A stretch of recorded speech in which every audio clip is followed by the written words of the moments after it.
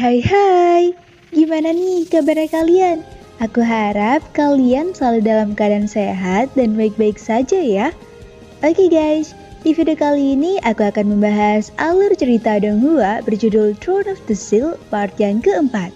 Buat kalian nih yang belum nonton part sebelumnya, langsung aja cek link yang ada di deskripsi video ini. Daripada kalian penasaran, yuk kita langsung aja gas ke alur ceritanya. Tapi sebelum itu, intro dulu.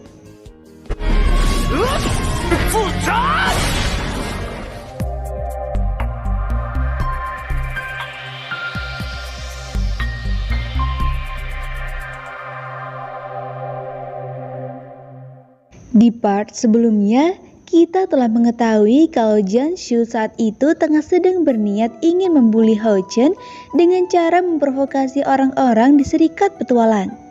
Di sana, Jianshu malah menuduh Hao Chen dengan menganggap kalau ia telah berbuat kecurangan ketika menjalani ujian di kuil bulan.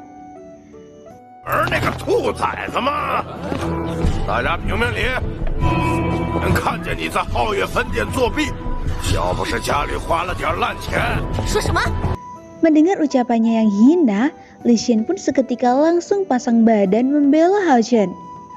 Akan tetapi, Hao Chen sendiri justru malah memilih untuk tidak menanggapi perkataan Jianshu. Oleh karenanya, ia pun meminta Li Xin agar melanjutkan perjalanan menuju ke dalam. Akan tetapi, Jianshu dan para teman-temannya itu pun justru masih saja mengganggu Hao Chen dengan merebut sebuah lencana ksatria kuasi pemberian Nalanshu. Alhasil, Hao Chen pun langsung meminta Jianshu agar segera mengembalikan lencana miliknya. Akan tetapi, Jianshu sendiri justru malah terus-menerus mengejek Hao Chen hingga menyinggung sang ibu.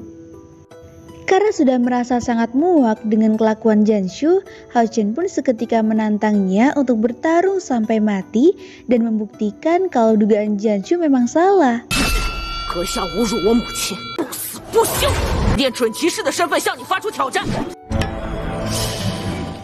Mendengar hal tersebut, dengan penuh rasa percaya diri, Jianshu pun seketika langsung menerima tantangan Hao Chen.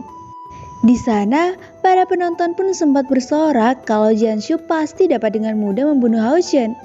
Setelah itu, Hao Chen pun seketika langsung mengawali serangan dengan gerakan yang sangat cepat. Oleh karenanya, Jianshu pun sempat kewalahan ketika menahan serangan Hao Chen. Meskipun Jianshu berusaha membalas serangan, beruntungnya Hao Chen dapat dengan mudah melempar Jianshu menggunakan kekuatan tangkisan ilahi.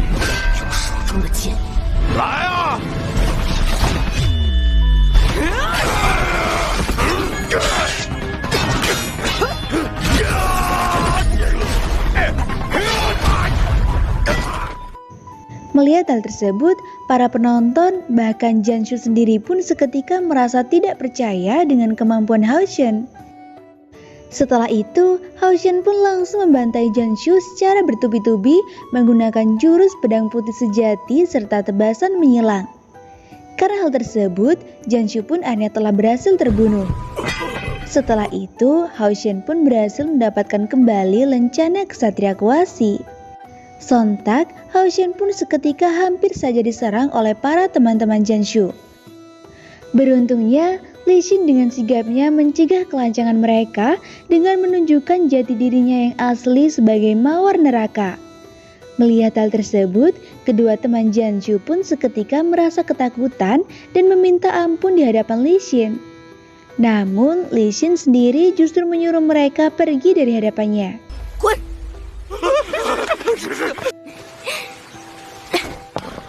Setelah menyelesaikan masalah, mereka berdua pun bergegas pergi menuju petugas Serikat Petualang untuk melanjutkan ujian tahap ketiga. Di sana, Hao Chen pun diberitahu petugas mengenai apa saja yang akan dilakukan Hao Chen dalam ujian tahap ketiga, yakni berburu monster miasma di rawa bulan.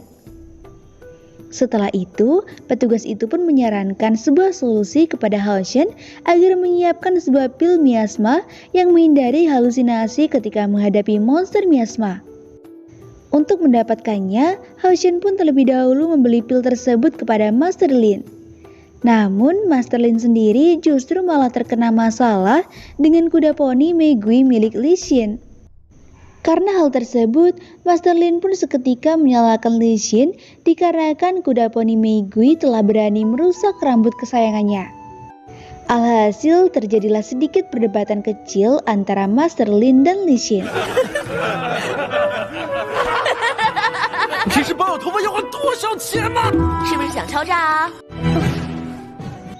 Oleh karenanya, Hao Shen pun langsung bergegas memisahkan mereka berdua. Setelah itu, Hao Shen pun langsung berniat ingin membeli pil miasma kepada Master Lin. 想找您买2瓶壮气丸。我收你3个金币吧。有机会今后一起闯荡江湖哦。 Setelah Hao Shen mendapatkan pil yang dibutuhkan, Master Lin pun seketika langsung bergegas pergi dan tidak lupa mengejek Li Xin. 有没有男人敢娶你？ 非让玫瑰把你咬成兔子。 Tak berselang lama, Hao Shen dan Li Xin pun akhirnya melakukan keberangkatan menuju Rawa Bulan. Sesampainya di sana, mereka berdua pun diperlihatkan suasana yang begitu indah dan tenang. Tanpa sadar, mereka berdua sudah terkena jebakan halusinasi monster miasma.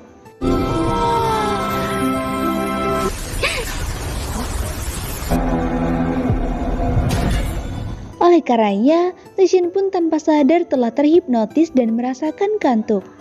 Selanjutnya, mereka berdua pun kembali melanjutkan perjalanan hingga sampai di suatu tempat yang sangat gelap. Setelah itu, mereka berdua pun menyeberangi sungai sembari menyiapkan sebuah pil miasma. Sontak, mereka pun tiba-tiba saja diserang oleh seekor buaya yang sangat besar sampai-sampai membuat pil miasmanya menghilang.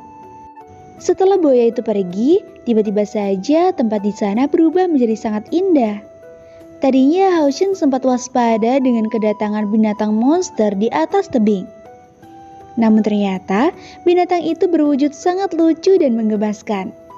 Melihat hal tersebut, Li Xin pun seketika sangat menyukai binatang itu.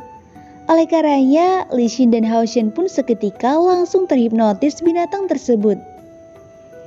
Alhasil, mereka berdua pun tanpa sadar telah berada di tempat yang sangat menyeramkan dan menghirup gas miasma begitu banyak. Beruntungnya, Hao Shen pun seketika langsung tersadar berkat pertolongan cincin pemberian Chai Er.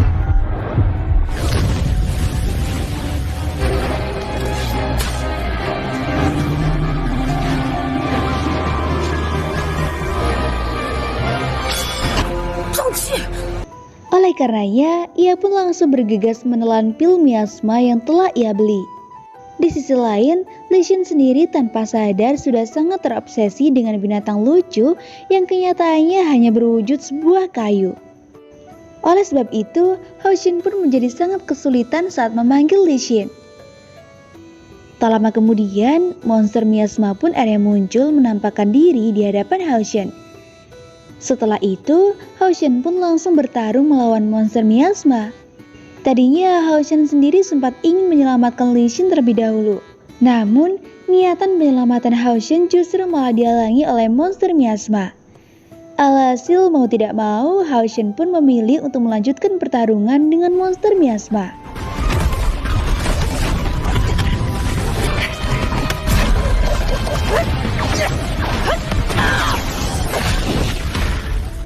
Tadinya, Hao Shen sempat terikat dan hampir terhipnotis oleh gas miasma.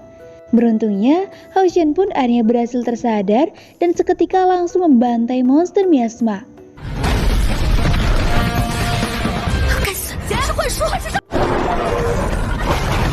Oleh karenanya, Hao Shen pun langsung melemparkan pil miasma kepada Li Xin.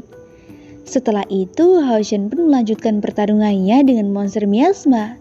Hampir saja akan diserang balik si monster, beruntungnya Li Xin dengan sigapnya membantu melindungi Hao Shen. Akan tetapi, Li Xin sendiri sedang berada dalam kondisi yang sangat lemah akibat menghirup gas miasma terlalu banyak. Oleh karenanya, Hao Shen pun menyuruh Li Xin agar beristirahat sejenak, sedangkan dirinya akan melanjutkan pertarungan melawan monster miasma. Di sana, Hao Shen pun secara beruntung mengeluarkan satu persatu serangan untuk menyakiti monster miasma. Sampai pada akhirnya, Hao Shen pun akhirnya berhasil melemahkan monster miasma dan mengubahnya menjadi binatang kecil hingga ditelan buaya.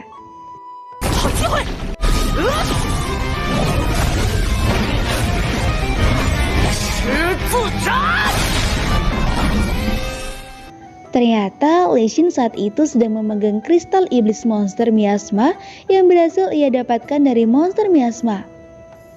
Singkat cerita, mereka berdua pun bergegas kembali pulang menuju kuil bulan. Di sisi lain, Lei Xin sendiri merasa sangat malu di dalam hatinya dikarenakan dirinya sama sekali tidak bisa melindungi Hao Shen. Sedangkan Hao Shen sendiri merasa kalau dirinya telah dilindungi cincin pemberian Chai-Er ketika melawan monster miasma.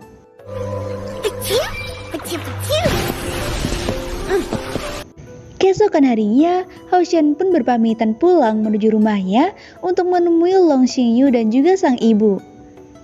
Singkat cerita, Hao Shen pun akhirnya telah kembali di wilayah tempat tinggalnya. Di sana, Hao Shen pun berniat ingin memberikan buket bunga untuk Long Xingyu. Ketika baru saja sampai, tiba-tiba saja Hao Shen diperlihatkan kondisi sang ibu yang saat itu sedang dalam kondisi lemah hingga memuntahkan darah di hadapan Hao Shen. Di sana, Long Xingyu pun membantu memulihkan kondisi sang ibu. Akan tetapi, Hao Shen sendiri malah beranggapan kalau Long Xingyu saat itu sedang menyakiti ibunya. Oleh karenanya, Hao Shen pun berniat ingin menyerang Long Xingyu. Alhasil, Long Xingyu pun menghentikan tindakan Hao Shen.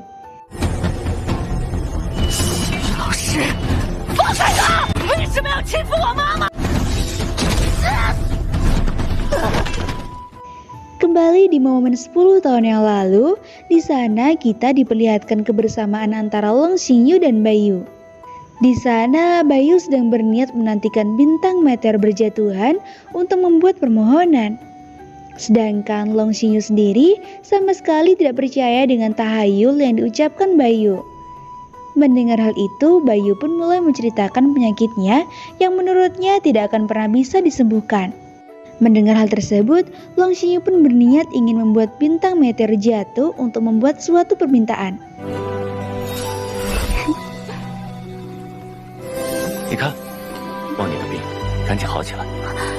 Yang mana saat itu Long Xingyu sangat berharap semoga penyakit yang diderita Baiyu bisa disembuhkan.